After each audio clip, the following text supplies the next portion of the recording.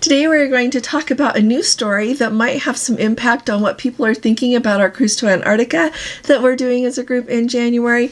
We also need to talk about the weather and what it is doing to Greece and why that matters to people who are looking at going there on a cruise, and some people are already en route to go on cruises there. We need to talk about some records that have just been set, and you know what, where is my passport? The last thing we're going to talk about today is a really handy dandy hotel to stay at Heathrow and how you use a cruise line transfer if you're staying at that hotel when you fly in. I keep getting a lot of requests for that, and so I'm going to tell you about it again. So let's go ahead and get started.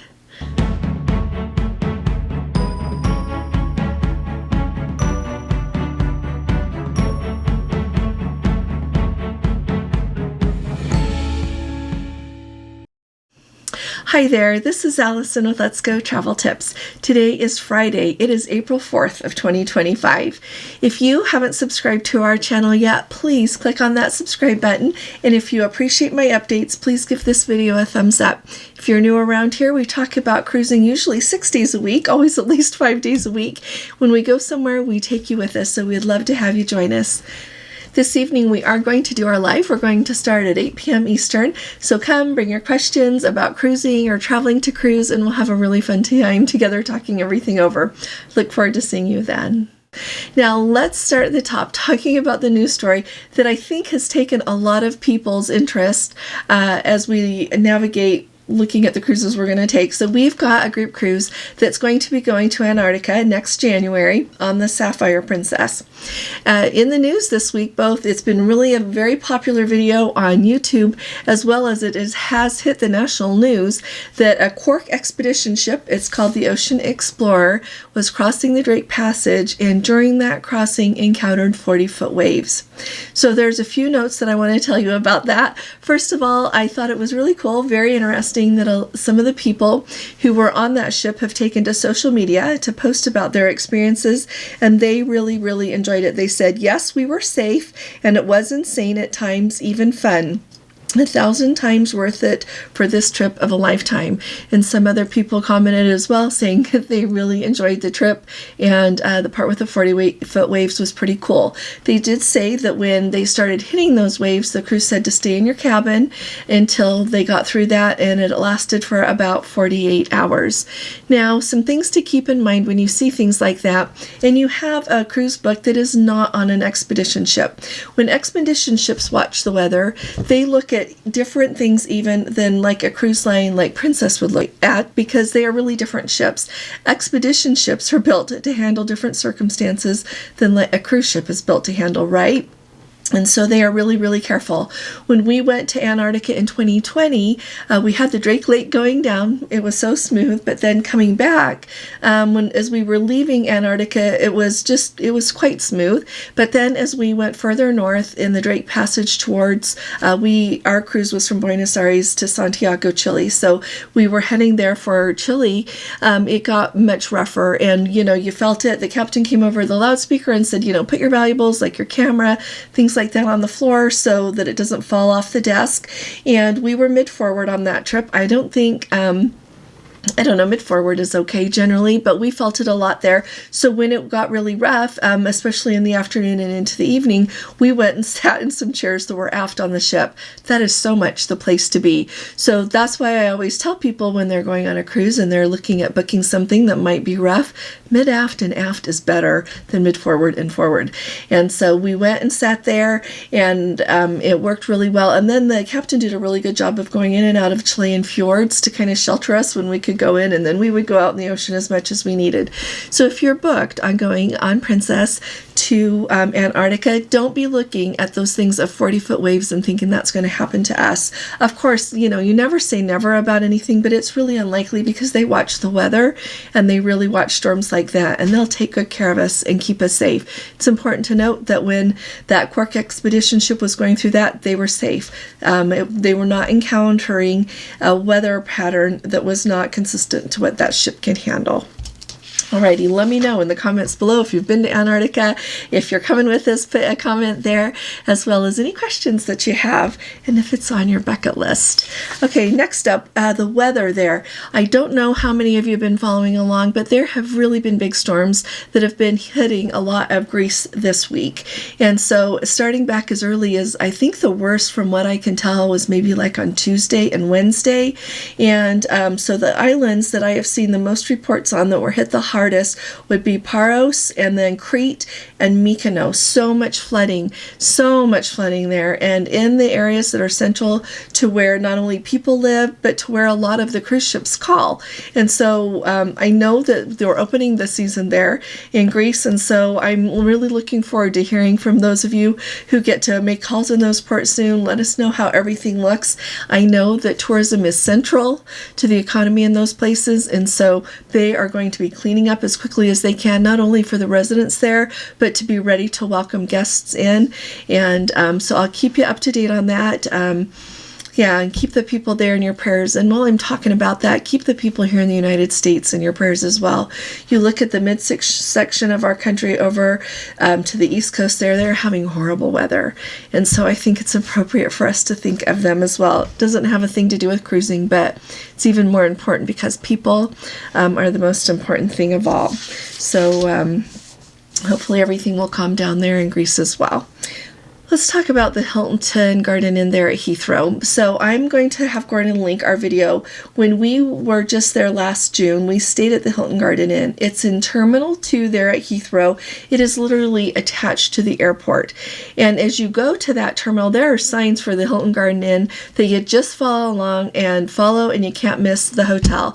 If you're somewhere in the airport and you don't see anything, start walking towards Terminal 2 or take the transport to get to Terminal 2, and then once you're there, look for signs or ask at information. So staying at that hotel is super handy. We flew into Heathrow. We stayed there for a couple of nights and did our sightseeing in London. In a perfect world, I wouldn't do that, but I wanted to be at that hotel for our group. So that's why we did it that way. But it's really handy if you want to fly in and get there the day before your cruise.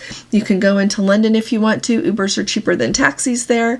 And do your sightseeing, come back, go to sleep, wake up the next day, and get on your transfer. The transfers were really handy. They come there to Terminal 3, and they give you instructions on how to get to the transfers. So what you want to do is go back down to Terminal 3 and go to the area there where there's like 2 Cafe Neros for coffee, those kind of places.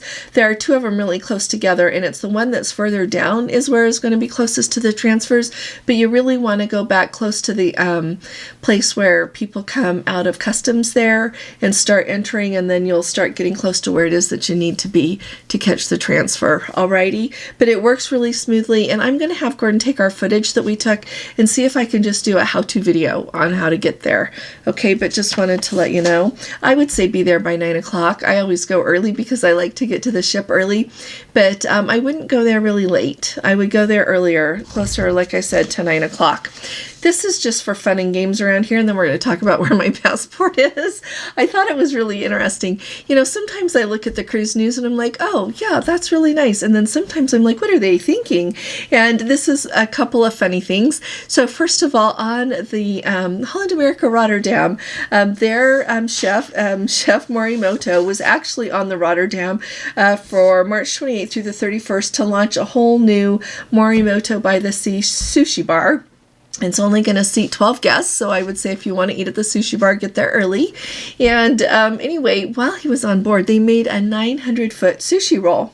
Thought that was really interesting. It goes in the record books, of course, who does these things. And I thought it was interesting. I thought you'd like to know, though, it used 55 pounds of sushi rice and 33 pounds of big eye tuna fish.